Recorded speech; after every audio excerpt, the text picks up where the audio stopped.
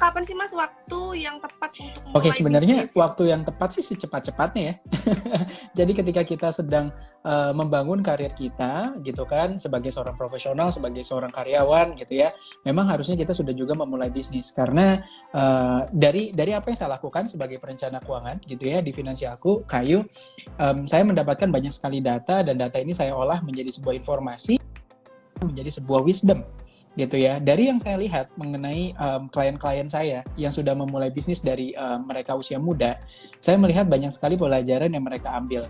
Banyak sekali resiko-resiko yang harusnya mereka ambil memang sedini mungkin. Jangan sampai ketika mereka sudah mau pensiun baru mikirin bisnis. Karena banyak banget masalah-masalah yang saya tangani, terutama pensiunan-pensiunan yang baru pertama kali mulai bisnis, ketika dan juga menggunakan dana-dana DPLK-nya, misalnya dana pencairan pensiunnya.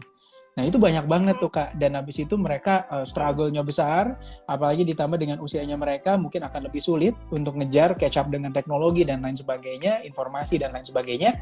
Itu yang membuat sebenarnya rate kegagalan itu terlalu tinggi gitu. Jadi sebenarnya kapan waktu yang paling tepat? Sejak kita misalnya bekerja, mendapatkan gaji pertama, ya memang udah harus mikirin sebenarnya secara financial planning-nya seperti apa. Karena dari situ baru ada alasan kenapa teman-teman tuh harus mulai berbisnis. Karena akan sangat-sangat sulit kalau misalnya teman-teman pingin secara keuangan itu membaik dengan hanya mengandalkan satu sumber income saja.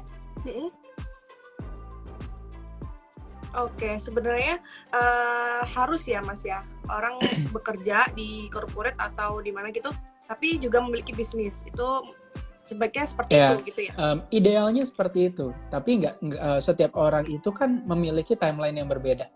Kita nggak bisa memaksakan gitu kan, dan yang paling penting dalam ketika orang mau membuka bisnis kan bukan masalah cepet-cepetan ya. Keuangan itu kan sebenarnya juga sebuah maraton.